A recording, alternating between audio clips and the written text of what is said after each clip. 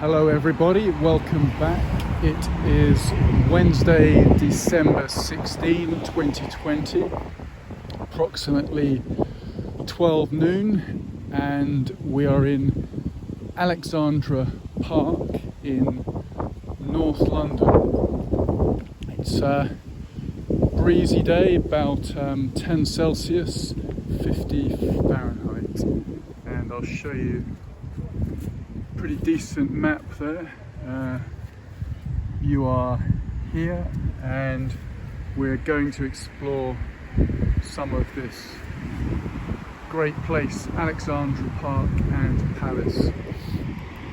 It's supposed to be raining all afternoon, so I'm hoping that I can get this recording in before the rain starts. What can I say about Alexandra Park? Been coming here many years. Another top favourite in my London list, really. I suppose for me it's really the views from Park across London are just fantastic, of a similar type to the views from Parliament Hill on Hampstead Heath, and also Primrose Hill further to the south. Alexandra Park lies north of both of those places, and so you get both a wider view of the downtown London skyline.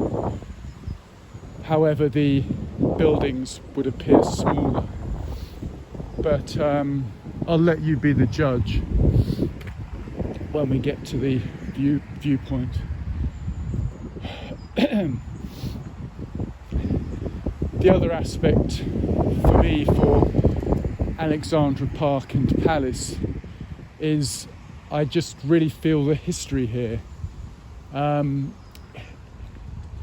Maybe it's these lights here, maybe it's the fact that it was built when it was built, but it just, to me, has a strong association with the Victorian and Edwardian period. And whenever I come here, I always sort of have that feeling for that age.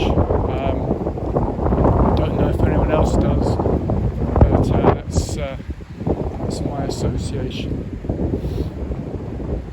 And like all the London parks, Alexandra Park has many beautiful trees, and there's a couple of sort of dead tree stumps, but still looking pretty spectacular.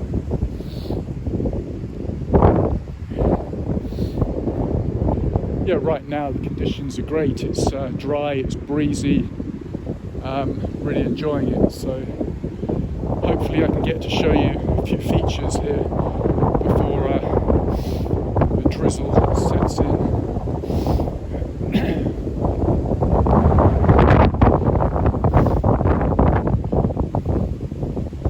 I'll put this book on my list of a set of London park books. There's perhaps 3 or 4 others at the moment, so we'll join those. And also we may see some unusual, perhaps larger dog breeds here as well.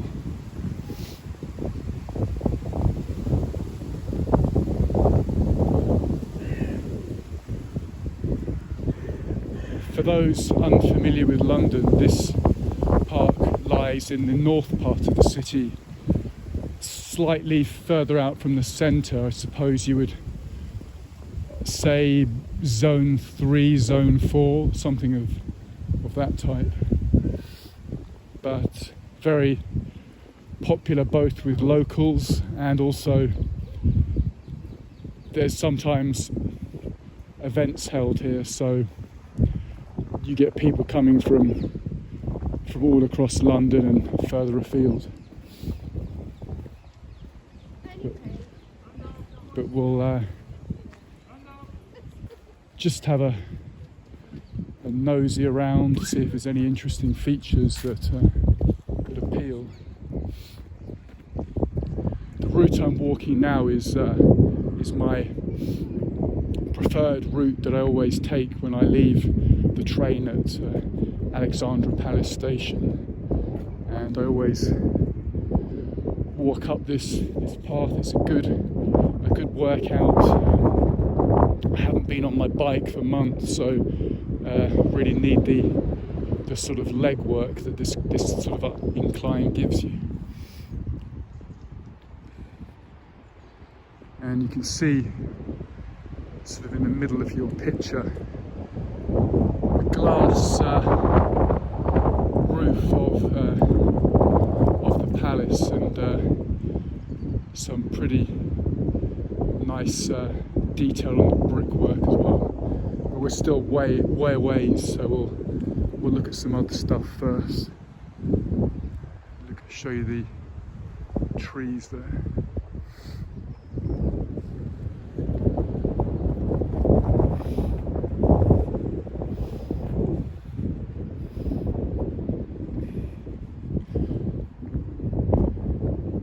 As far as I know, the highest point in London is Whitestone Pond in the Hampstead area, so up here would be slightly less of an elevation, but enough to get me puffing, and I'm in pretty fit shape. I can swing you round.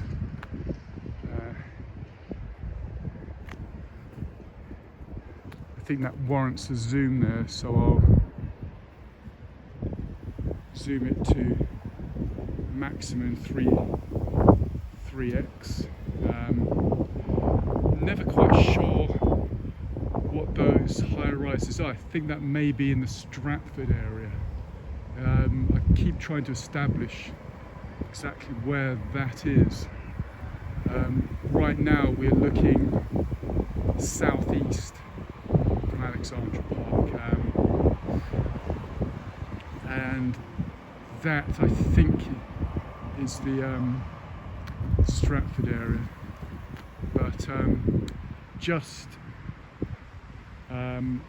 to the left centre of your picture is the Tottenham Hotspur Football Club's ground, White Hart Lane, their new stadium. We'll get a much better look at that when we get to the main viewing area, but just thought I'd show you that.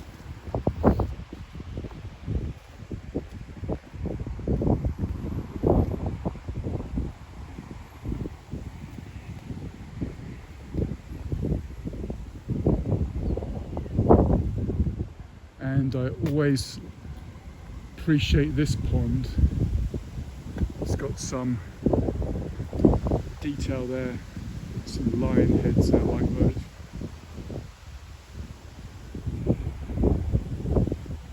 And these box hedges here, decent bit of topiary there.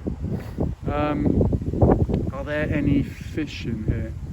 I think now and again there may be, but yeah, it's just a pleasant little pond, somewhere when it's dry, some place to eat a sandwich or read a book, whatever. Yeah, let's go over here.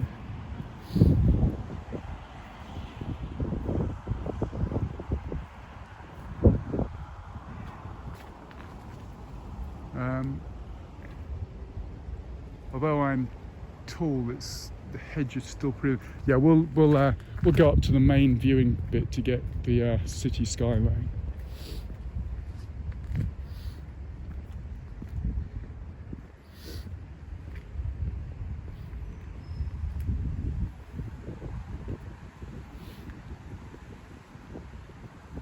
And what I wanted to say on this video is that I am in the market for work in the London tourism sector, so should anyone be watching this and like my stuff, then have a look at my other videos. And I do know the city very well, and I'm certainly up to take work anywhere, any place, anytime, just like the milk tray advert. So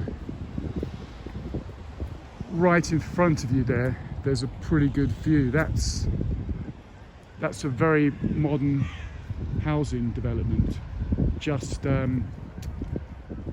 behind or between Wood Green and Turnpike Lane tube station. So in the Wood Green area, there's an area, sort of new river that sort of runs along there, and then behind there is an area known as Hornsey Turnpike Lane. So that's what you're looking at there, and you can see there's plenty of cranes. So that's a work in progress there, but we'll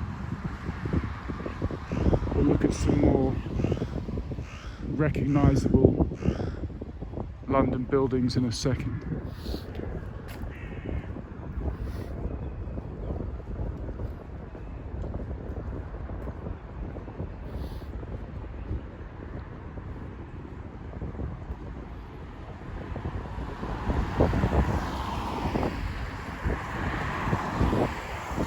It's always tricky to cross on this one. Can I go? Yes.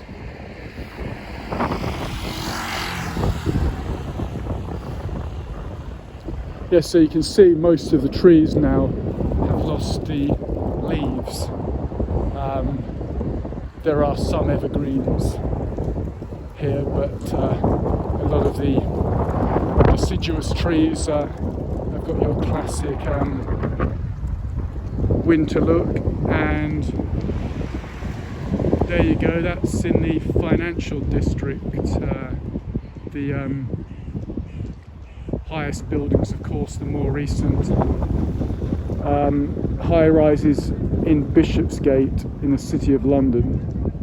So that will be the predominant features on the skyline. And let's go further across.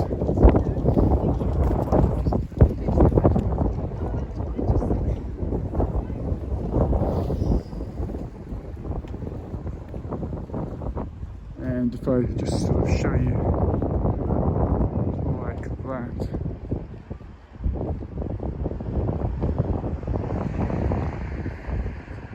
There's a bit of a haze today, so visibility isn't the best.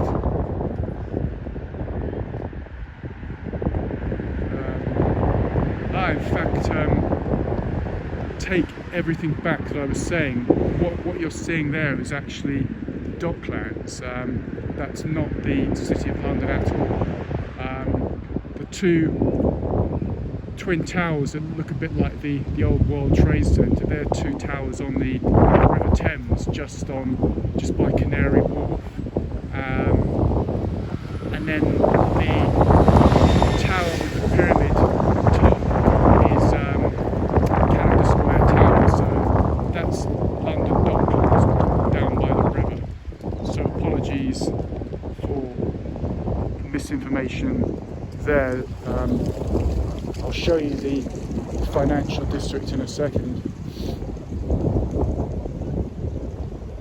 I keep telling myself I need to wear my glasses for doing these walks, these recordings. I've got several pairs of glasses for different purposes, some distance ones for driving, cycling, and then some ones to wear looking at the computer screen, etc. But I tend not to bother with any of them. I just find when I take them off, my vision's all a bit off. So apart from having to wear the computer ones if I'm texting on a keyboard, I I tend not to bother when I'm outside. So if I zoom you up just there, that is the financial district, and you've got the two tallest towers being the more recent development on Bishopsgate, and then as you can see further away into the distance is the Shard building on London's South Bank. From this distance away, you can see Gherkin there and walkie-talkie building. You do see the old West End and Tower 42 is visible. And let me take the zoom back. I'll see if I can show you St Paul's Cathedral. That's also visible. And then up there is Alexandra Palace, which we'll have a look at more closely in a while.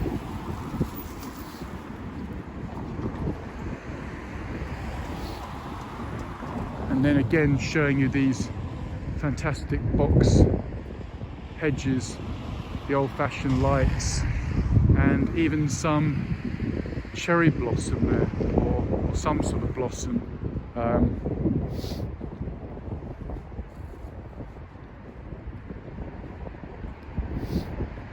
Yeah, so far it's been extremely mild.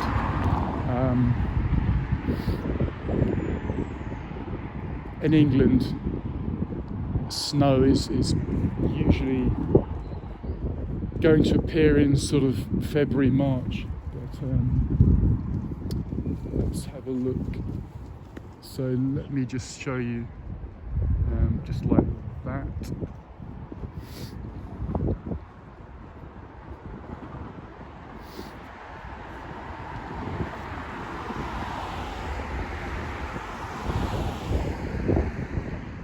Yes, Alexandra Park lies between several residential areas. You've got Muswell Hill, Hornsey, Wood Green, Bowes Park, just different areas surrounding. And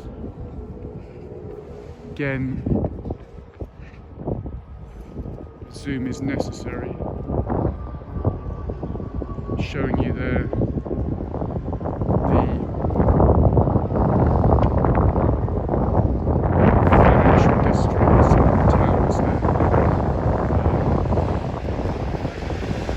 buildings in the West End are just too small to see from this distance. They're sort of partially hidden. And without my glasses I can't actually even see St Paul's Cathedral, but it certainly will be tucked in there. So that clump of towers on the left of your picture is the Docklands area, and the ones I'm showing now are in the financial area of London. And then you can see plenty of suburbs, some very nice residential areas do surround here, also Crouch End and Highgate, so the houses are expensive, not in the league of the Holland Park area, but they're not cheap. So that's your views for today, and what we're going to do now is have a look really at the palace. I'll show you a bit of that.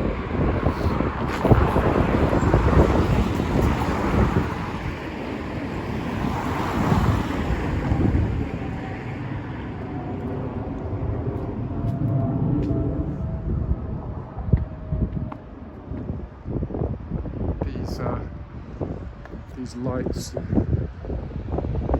nice.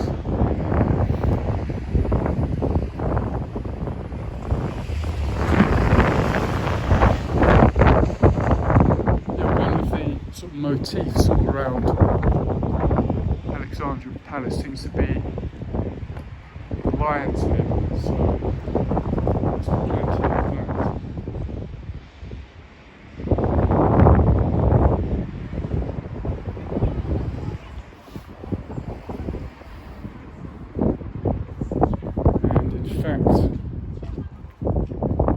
slightly higher, so perhaps I should have come up here first to show you the skyline. There's just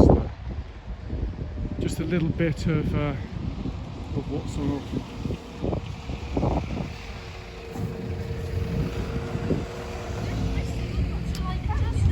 So let's go around this way.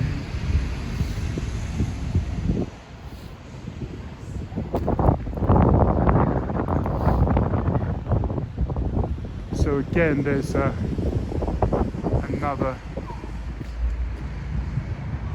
lion head just there.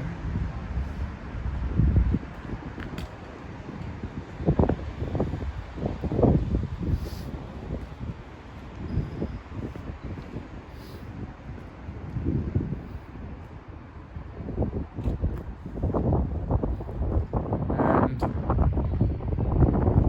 some information up there. I'm not going to read it all, but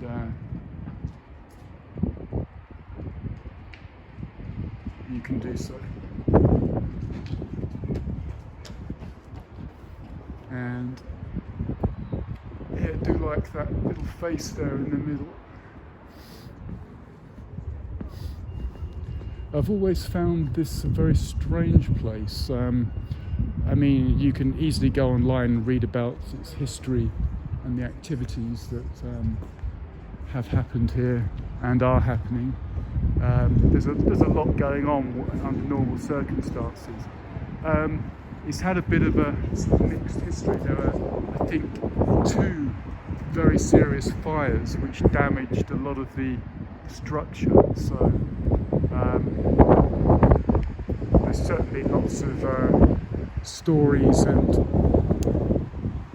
things to know about this place, but I just remain undecided.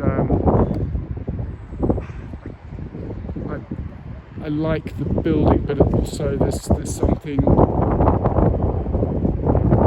slightly not attractive about it.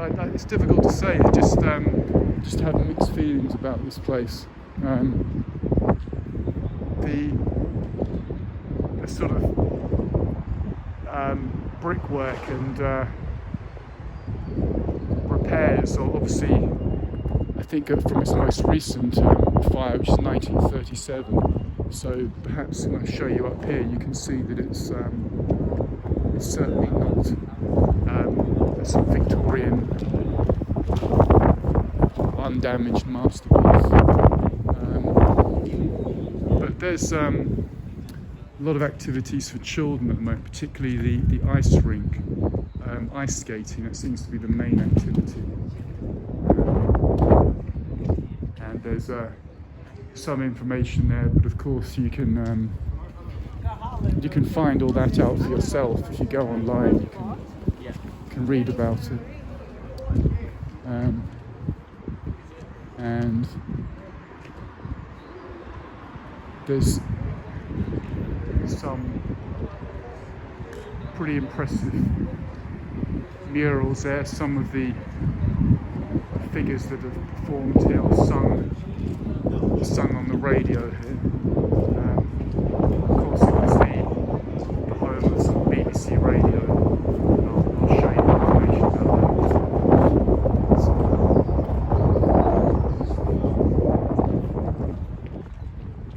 And when the BBC launched television from Alexandra Palace in 1936. So this is an important place in television, radio history. Again, I'm not going to read all of that out because it's pretty long. And there's another bit of information on a man called Tony Bridgewater. But again, you can find all that out for yourself.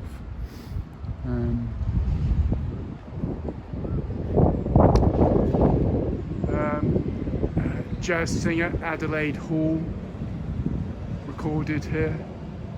Also, there's a piece on Anne Hogarth.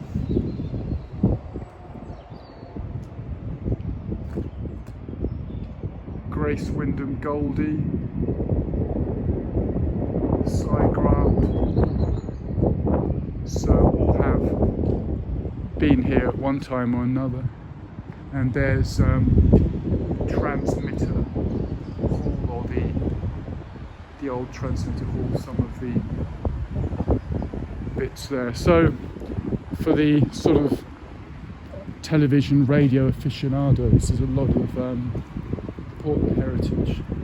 And then you've got plaque there which you can read.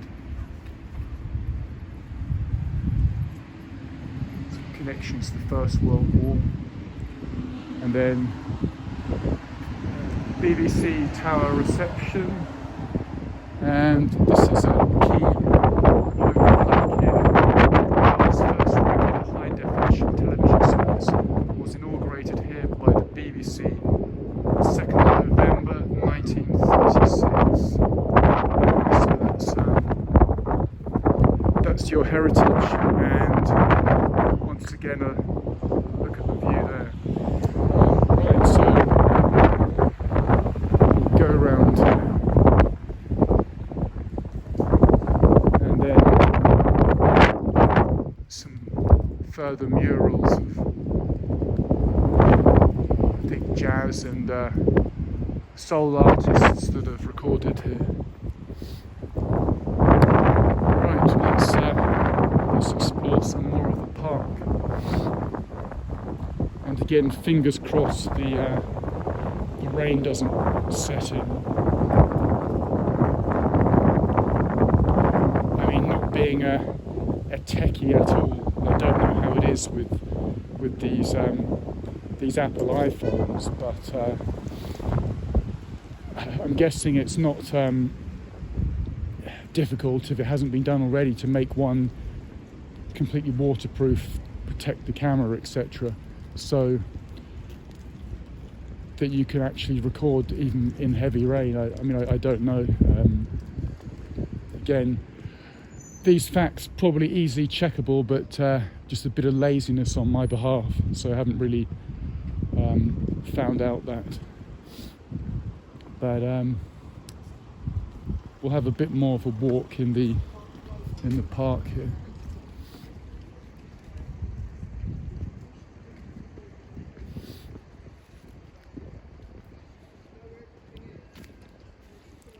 In the summer, of course, fantastic place to get away from the heat and the sort of bustle of central London. Come up here with a book, a picnic. Few better ways to spend a sort of hot June or July afternoon. One of my favourite times here is the autumn. Just spectacular tree colours. This year I just didn't do any recording in the sort of October period, so I'm not able to show you the autumn colours. But what we'll do is go down here, I think.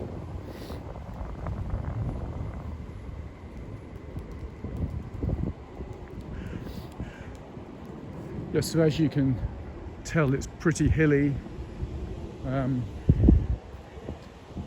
overlooking some North London suburbia and right across to the downtown skyline.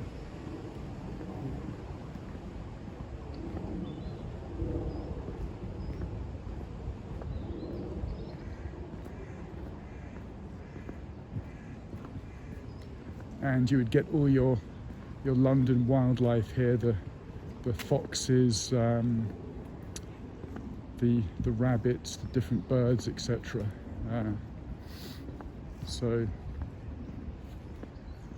yeah, just a pleasant place for a jog, for a cycle, whatever really.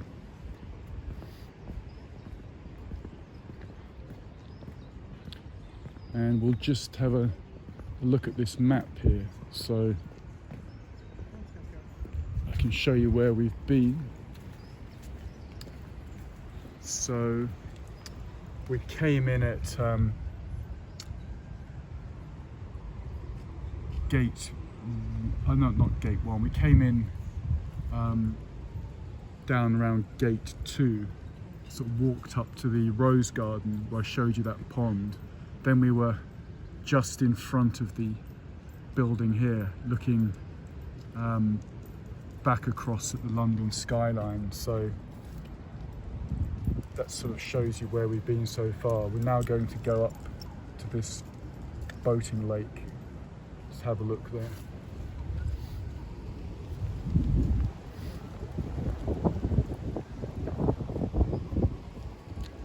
I mean, look at this tree. This is just fantastic, isn't it?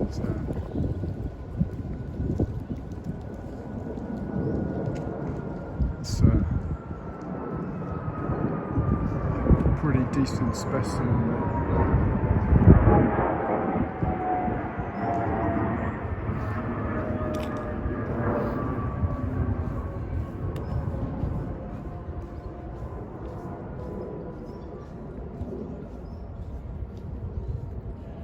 Yeah, a few days back I was in Brunswick Square Gardens, where you have the second oldest example of a London plane tree, which I think dates from the 1790s.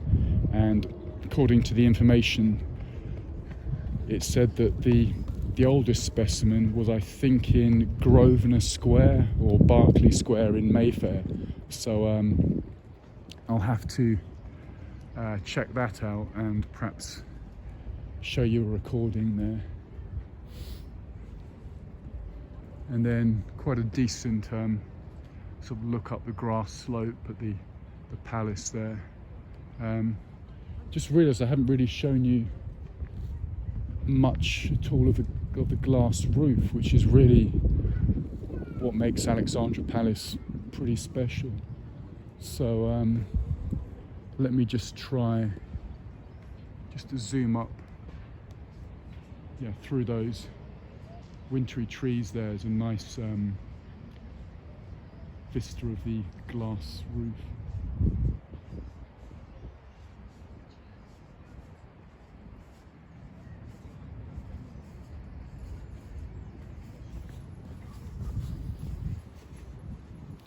Yeah, so just thinking right now about my earlier pitch for work, what I will do is leave my email in the description below the video. So should anyone know of any opportunities or be interested to learn more about what I'm about and my interests and knowledge on London, then we can get into it from there. And there you go, that's the glass roofing there, pretty spectacular.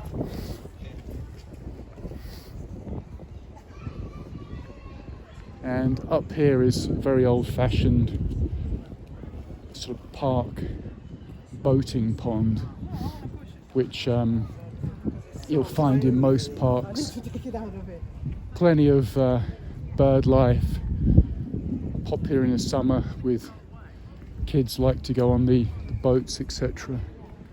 We'll just have a look, see how it's looking today.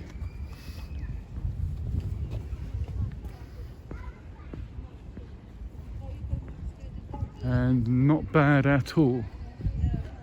You can see there's the boat, not in use right now, but the pond is pretty spectacular, and get all the main water birds. So I'm going to sign off now. I think that's enough of Alexandra Park. Hope you enjoyed the video. For much more of the same on London, check out my other stuff, Kent Davidson Urban Adventures. Over and out.